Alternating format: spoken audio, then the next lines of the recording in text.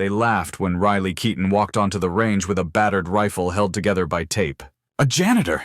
they sneered, dragging her mop bucket just hours before. 5 Marine snipers had failed all morning, their precision gear worthless against shifting desert winds. Riley laid down her antique Winchester, ignored the digital meters, and read the storm by sight alone. One shot cracked, then another. Steel sang in the distance. Silence fell. The cleaning lady wasn't who they thought she was. "Before we begin, tell us where are you watching from, and if you believe honor and courage still matter, help keep their legacy alive." The desert at Dry Mesa Range was unforgiving. Heat shimmered off cracked concrete, the wind dragging dust across empty ground. Inside a cinderblock latrine, Riley Keaton pushed a mop in silence. Her gray shirt clung to her back, damp from bleach and sweat. A brace wrapped around her right wrist, half hidden under the sleeve. She kept her head low, eyes on the floor tiles, moving like someone determined not to be noticed. The door slammed. Staff Sergeant Cole Whitaker filled the frame, 6'2", shoulders heavy with muscle. His shaved head glistened under the fluorescent light. "Done in here yet?" "Janitor." His voice carried a mocking edge. Behind him, laughter. 4 Marine snipers leaned against the wall, boots caked in red dust. They smirked as Whitaker nudged the bucket with his boot, sending dirty water splashing across Riley's boots. "Better clean that up too." Riley stood slowly, spine bent as if apologizing for existing. The mop handle trembled in her hand, though her face stayed calm. She made no reply. Out on the firing line, a sharp report echoed. Another rifle shot. A pause, then curses. The 5 shooters sprawled behind state-of-the-art rifles had missed their mark again. 1,720 yards. Not a single hit. Whitaker barked over his shoulder. "Figures. Best snipers in the Corps, and still can't land steel." He turned back to Riley with a sneer. "At least you're good for something scrubbing toilets." Riley's eyes flicked toward the open door. The flags downrange snapped in different directions. She let the mop fall against the wall and picked up a long canvas bag resting near the corner. "Where do you think you're going?" Whitaker blocked her path, chest inches from hers. His breath smelled of dust and coffee. "Didn't give you permission to leave." "Outside." The firing line erupted again. Avery Knox, ponytail tight under her cap, slammed her hand against the dirt. 20 misses, Whitaker. Wind meters say 3 different numbers at once. This is impossible." "Excuses," Whitaker barked back. "Figure it out."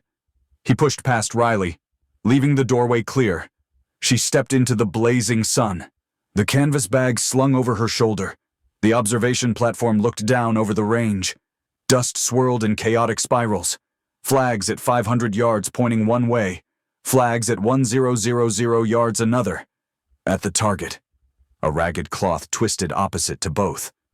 Riley's eyes tracked them in silence. Avery spotted her. "Hey, cleaning lady, get out of here. Restricted area." The others looked up, frowning at the sight of a janitor hovering near the line. Riley didn't move. Her gaze remained on the currents flickering downrange. She murmured, barely audible. "Thermal lift at the ridge. Funnel wind through the cut." Noah Delgado jumped to his feet. 22. Cocky and impatient. "What did you say talking to yourself now? Go scrub something." Brent Halford, built like a linebacker, laughed. "Probably heat stroke. Somebody call Corpsman before she drops." Whitaker turned, ready to bark again. But his eyes caught on her arm where the sleeve had ridden high. A scar, circular, old, pale, unmistakable, the kind only a bullet leaves passing clean through. His jaw tightened. He looked closer at her face. The sharp cheekbones, green eyes steady despite the submissive pose. His voice dropped an octave. "Keaton. Riley Keaton." The line went silent. The name hung in the hot air like a live round. Avery frowned, Whitaker's face flushed red. "Nightingale. Operation Ash Harbor.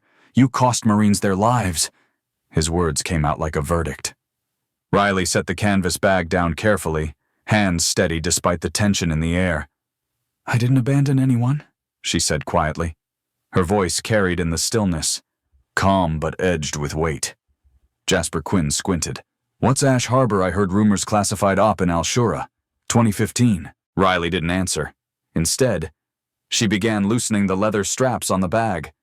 The canvas peeled back to reveal a battered Winchester Model 70, walnut stock scarred by years of use, a fixed 10-power scope mounted with plain steel rings.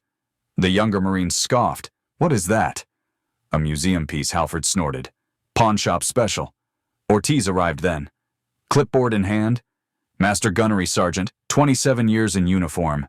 He froze when he saw the rifle in her hands. The way she held it, not tentative, but with unconscious confidence. His eyes narrowed. "That's a Model 70 police, match barrel, Macmillan stock. Don't see many of those anymore." He stepped closer. "Serial's gone." Riley met his eyes. "Issued that way." Ortiz stiffened. Weapons filed clean were ghosts gear for missions that didn't exist. He glanced at her shoulder, where torn fabric revealed ink, black lines, the edge of wings. A lark, feathers curling into the curve of a fractured trident. "Let her go!" Ortiz ordered sharply. Brent, who still had a fist in Riley's collar, released her in confusion. Ortiz was already dialing his phone, voice low, urgent, visual confirmation. "Indigo mark, Category 7 potential. Lock down the range." "Yes, now." The younger sniper stared, bewildered. "What's going on?" Noah asked, voice cracking. Ortiz's expression was grim. "Nobody touches her. Nobody moves until I get orders." The desert wind stilled for a heartbeat. Dust swirled in uneasy spirals. Riley stood quiet in the center, rifle at her side, brace catching the sun. The tension coiled tighter, waiting to snap. The range was restless. Dust hissed across the ground, flags twisting in every direction. The 5 Marine snipers muttered, still frustrated from hours of missed shots. Micah Rowe, acting spotter, adjusted his scope and cursed under his breath. "Winds bouncing between 18 and 28. No one's hitting steel today." He glanced at Riley's antique rifle and smirked. Riley laid the Winchester flat on her canvas bag. She didn't extend the bipod. She didn't even glance at the digital wind meter blinking beside Avery Knox's rifle. Instead, she closed her eyes for a beat. When they opened, her gaze tracked the shimmer of heat waves, the tilt of grass at 700 yards, the small vortex of dust spinning out near the ravine. She was reading patterns, not numbers. "Lady, you can't be serious." Noah Delgado scoffed. His voice was sharp with nervous laughter. "You'll miss before the trigger breaks." Ortiz said nothing. His eyes never left Riley. The phone in his hand hung silent now. The call ended. But his posture radiated tension. Riley slid a single round into the chamber. Bolt forward. Safety off. The steel clicked with practiced precision. She pressed her cheek against the worn stock and let her breathing settle. The first shot cracked like thunder. Everyone instinctively turned their spotting scopes toward the steel silhouette at 720 yards. For 2 seconds, silence reigned. Then clear, undeniable the ring of impact. Dead center. Evans from the tower called it out, his voice shaking. "Hit! Center steel!" The line went still. Riley cycled the bolt smoothly. The second shot came as the wind gusted crosswise. She adjusted half an inch left. Nothing more. Again. The clang of metal drifted back across the desert. "She's not even looking at the meter," Marcus whispered. "How's she reading this?" Ortiz answered quietly. "Experience. More years than any of you can count." The third shot. A sudden gust shifted hard right. The bullet skimmed the edge of the target plate, scraping paint, ringing but imperfect. The team exhaled all at once. She had missed the bull but not the steel. Even Whitaker had gone silent. His jaw clenched as he stared, seeing something he had once buried under anger. Far in the distance, the thump of helicopter rotors began to roll through the air, black dots against the horizon, drawing closer. Nobody dared comment. Riley ignored the sound. She waited, watching the dust devils form and collapse, counting under her breath. On the 12th second, she squeezed. The 4th round struck true, the steel humming. Avery lowered her rifle, eyes wide. "That's impossible. We've been missing all morning." The words were more awe than denial. Riley loaded the fifth and final round. Her voice carried, low but steady. For the ones who didn't walk away. She exhaled, finger closing. The shot cracked. For a moment. Only the rush of the desert storm remained. Then, faint but certain. The last clang echoed back. 5 rounds fired. 5 strikes. The line erupted in disbelief. Noah rubbed his eyes. Brent swore under his breath. Avery shook her head as if refusing to believe. Riley rose slowly, rifle in hand, her posture no longer submissive but balanced, controlled. Overhead, the Blackhawks descended, rotor wash kicking up waves of grit. Dust blasted across the firing line, whipping hair and gear. Ortiz stood ramrod straight, clipboard forgotten at his side. The younger Marines shielded their faces. Riley didn't flinch. Her gaze was locked on the aircraft as if she had been expecting them. Whitaker's voice finally broke the tension. "Even if you hit those shots, you're still a coward." Ash Harbor proved it. His anger was sharp, but his words lacked certainty now. Riley turned her head just enough to meet his eyes. "Operation Ash Harbor. Indigo Lantern Protocol." The phrase landed heavy, unfamiliar to most, but to Ortiz it was thunder. He drew a sharp breath. Where did you hear that his question was rhetorical he already knew? The Marines shifted uneasily. Avery frowned. "What's Indigo Lantern?" Ortiz answered before Riley could... "It's not a rumor. It's a ghost op. Units without names, missions without records." His tone carried authority, but his eyes stayed fixed on Riley. The Blackhawks touched down, sand exploding outward. Doors slid open, armed security stepping onto the range. Radios crackled with clipped voices, urgency thick in every syllable. The Marines looked around in confusion, shielding themselves from the storm. Whitaker stared at Riley, suspicion fighting with dawning realization. She pulled the bolt back, cleared her rifle, and slid it into the canvas bag. Her movements were deliberate, almost ceremonial. "Chaos is only another pattern," she murmured. Ortiz's phone buzzed again. He lifted it, listened, and his face hardened. "Orders confirmed. She stays. Everyone else holds position." "What the hell is happening?" Noah demanded. But his voice wavered. His earlier arrogance was gone. Riley stepped back from the firing line, dust swirling around her boots, her shoulders squared, her frame no longer that of a janitor, but of someone who had lived in chaos and learned its rhythm. The rotors thundered above, shaking the air. Marines squinted against the storm of grit. Ortiz's voice cut through the roar. "Eyes front. History is walking onto this range." The Blackhawks settled hard, rotor wash whipping sand across the range. Marines raised arms to shield their faces. Riley stood steady, canvas bag slung across her shoulder, eyes fixed on the men stepping out. Lieutenant General Leonard McAdams descended first, 3 stars flashing on his collar. Behind him, 2 plain-clothed operatives in dark suits moved with the ease of people accustomed to danger. Their hands stayed close to hidden holsters. The range fell silent. Even Whitaker stopped speaking. McAdams's gaze went straight to Riley, as though he had known exactly who he was coming for. He saluted her, a full, formal salute under the desert sun. "Captain Keaton," he called out, voice carrying against the wind.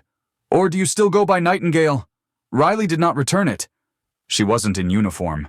Her head dipped slightly, enough to acknowledge. Around her, the snipers shifted uncomfortably, unsure what they were witnessing. The agents produced a rugged tablet. A single touch lit the screen. Green-hued footage from a night vision camera filled the display, time-stamped in white. Ortiz leaned closer, his jaw tightening. On screen, an Overwatch position, buildings outlined in eerie light. A lone figure in a ghillie suit scanning through a scope. She adjusted aim toward an approaching truck loaded with women and children, or so it seemed. Thermal overlay switched on. The children glowed cool blue. Motionless. The truck bed itself burned white-hot. 400 pounds of homemade explosive. A trap masked by innocence. The sniper squeezed. The driver slumped forward. The truck rolled to a halt only yards from an extraction route. Seconds later, mortars rained down on the sniper's building with uncanny accuracy. In the video, the figure stayed in position, firing to cover the team below, even as concrete shattered around her. Only when the last vehicle cleared did she move and the building collapsed, burying her. The Marines watching the footage swallowed hard. Avery's voice cracked. That was you? Riley stayed silent. She didn't need to confirm. Whitaker's face drained of color. We were told you ran, that you broke position. His voice trembled for the first time. McAdams cut him off. You were told a lie. Ash Harbor was compromised from the inside. The Overwatch position was fed to the enemy by someone in Washington. The younger Marines looked stunned. Delgado shook his head. But why cover it up? Why blame her? Because the mole was too well protected. One of the agents answered curtly. A scapegoat was needed. Captain Keaton agreed to vanish. Dust swirled as another aircraft approached from the east. A civilian Bell helicopter dipped low, its paint gleaming unnaturally fresh. It landed a short distance from the Blackhawks, kicking up a second cloud of sand. From it emerged a tall man in a tailored gray suit, silver hair combed immaculately. His stride carried the authority of someone used to commanding rooms without lifting a weapon. Whitaker muttered under his breath, "Who the hell is that?" McAdams's voice was grim. Deputy Director Victor Ames, Defense Intelligence Agency, 20 years of power, always untouchable. Ames scanned the scene with practiced calm. His eyes flicked across the Marines dismissively before settling on Riley. He smiled, thin and sharp. So this is the infamous deserter. No deserter, Avery shot back, surprising herself with the force in her tone. We just saw the footage. She saved the team. Ames's smile faltered for half a second before returning. Footage can be fabricated, and even if it's real, she acted outside orders. That's treason. Ortiz stepped forward, voice clipped. The treason was feeding coordinates to the enemy. The investigation trails straight to your office. Ames's jaw flexed. His hand twitched toward his jacket pocket. Subtle, but not enough. Brent Halford saw it first and moved. In one powerful motion, he clamped a hand over Ames's arm and twisted, driving him to his knees in the sand. The agents closed in instantly, producing restraints, Ames shouted, voice breaking with fury. You don't know who I answer to. This is a mistake. You'll ruin your careers. McAdams cut him cold. Victor Ames, by order of Executive Directive 1407K, you are under arrest for espionage, conspiracy, and murder of UTSUR personnel. The cuffs locked tight around his wrists. Sand clung to his expensive suit as the Marines watched in stunned silence. Delgado's voice shook. So all these years, she carried it because of him. Riley finally spoke. Her tone even. Better one name blamed than 40 families destroyed with questions they'd never answer. Whitaker staggered forward, staring at her. His massive frame seemed smaller now. 8 years, he whispered. 8 years I hated you. Said you were a coward. His throat worked. God, I didn't know. Riley met his gaze calmly. Anger's easier than truth. You were told what you needed to believe. She looked past him, watching the agents haul Ames toward the waiting helicopter. The younger Marines were quiet, the weight of revelation settling heavy in their chests. The range smelled of sand, sweat, and aviation fuel. Ortiz exhaled, shoulders dropping for the first time in hours. The cover is broken now. The traitor's in custody, but this story doesn't end here. McAdams's eyes narrowed, already shifting forward. No, it's only beginning. The Blackhawks roared again, rotors chopping the sky. Dust surged around them, turning the scene into a storm of grit and shadow. Riley stood still in the chaos, her figure framed against the desert light. The past now exposed, but the future uncertain. Inside the range house, the storm howled against metal walls. Windows rattled, turning the outside world into a wall of brown haze. Generators hummed as emergency lights flickered to life. The Marines gathered in a loose semicircle, faces streaked with dust, Their rifles lay forgotten against the wall. Riley stood at the front, her brace glinting faintly as she flexed her wrist. McAdams leaned against a table, arms crossed, watching without interruption. Ortiz remained near the door, hands still tight around his phone, waiting for further orders. The young snipers were silent, eyes fixed on the woman they had mocked hours earlier. Riley's voice was calm, almost soft. "Close your eyes. Forget your instruments for a moment." The room shifted uneasily, but one by one, the Marines obeyed. "What do you hear?" she asked. "Not the storm. The layers beneath it." At first, they shrugged, but gradually their brows furrowed as details emerged. Avery whispered, "Whistle through the roof beams," Noah added. "Loose siding rattling." Brent frowned. Something heavier metal pinging every few seconds. Riley nodded. Exactly. Complexity, not chaos. Every environment has a rhythm if you listen long enough. She walked to the window. Outside, sheets of sand pulsed, surging then thinning. "Open your eyes. Don't look at the storm. Look into it." The Marines leaned closer, watching as the haze broke into shifting bands. Riley traced her finger against the glass. 12-second intervals. A gap opens, clear enough for a shot. That's when you fire. Jasper blinked, realization dawning, like waves breaking. Riley's lips curved slightly. Nature doesn't lie. We do. Our tools do. But not the world itself. Whitaker shifted, shoulders tense. He finally spoke, voice rough. "That night in Al-Shura, you saw it in seconds. The truck, the kids, the bombs." How Riley's gaze stayed on the sand outside. Because I'd made that choice 100 times before. Some right. Some I wish I could take back. That's the cost of being behind the glass. Noah swallowed hard. But you were right. The footage proved it. Riley turned slowly. "And what about the ones you'll never see on footage, the boy running because he was scared? Not hostile. The shepherd who only wanted his goats. Those choices echo, whether you're vindicated or not." The room fell quiet. Each Marine lost in thought. Even Ortiz's stern face softened, as though remembering battles of his own. McAdams finally broke the silence. "Captain Keaton, the President signed an order this morning. Full reinstatement, back pay, benefits, your choice of post." His voice was respectful, not commanding. Riley shook her head once. "No, that life is finished. I serve better where no one notices." Her words were simple, but final. Avery stepped forward, her face streaked with grit and tears. "But why stay a janitor? You could be anywhere. Do anything." Riley's expression held no bitterness. "Because when you've been death from 1,000 yards, sometimes healing means scrubbing floors, creating order from chaos. Quietly." The storm outside began to weaken. Bands of sand broke apart, revealing glimpses of the sky beyond. Light slipped through the cracks, soft and new. Ortiz's phone buzzed again. He answered, then looked toward McAdams. Message confirmed. Surveillance picked up a figure in the Pamir Mountains. Female instructor. They're 70% sure it's Sarah Lynn.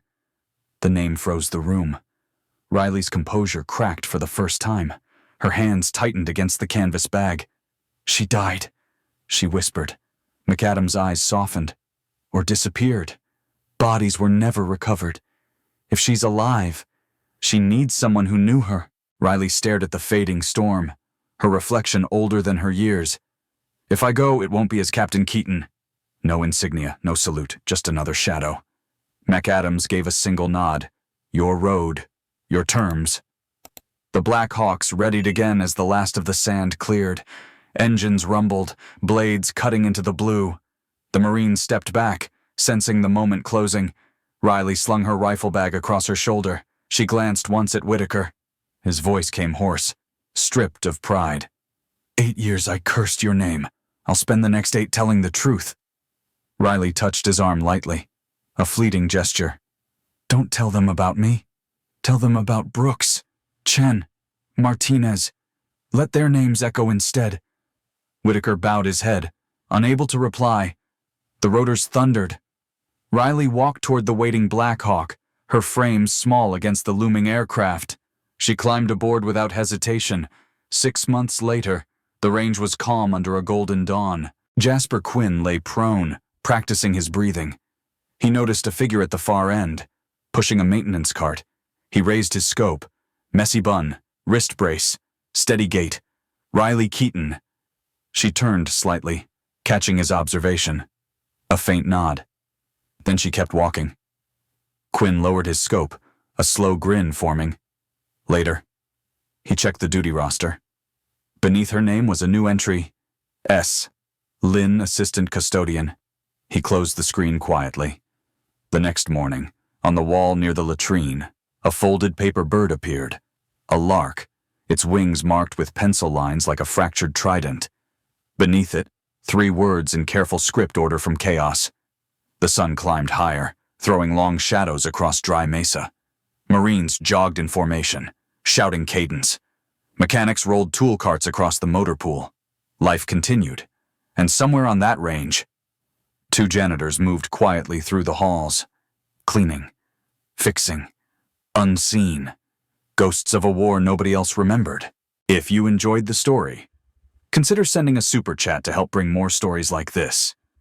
Now, click on the video on the screen to hear another story that's just as powerful and captivating, with courage, sacrifice, and a choice that will leave you questioning everything you thought you knew about duty and justice.